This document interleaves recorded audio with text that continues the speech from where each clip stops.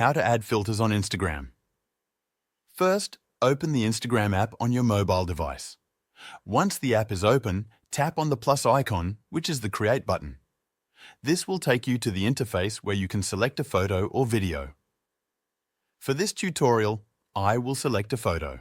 You can choose whether to apply a filter to a post or a story. In this case, I will apply an effect to a post.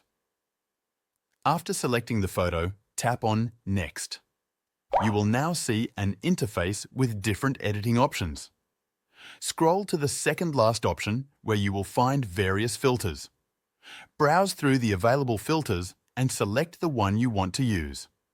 After choosing a filter, tap on Done. To further customize the image, tap on the last option, which will open Instagram's built-in editor. Here, you can adjust the brightness, contrast, and other settings to enhance your photo. That is how you can access Instagram effects.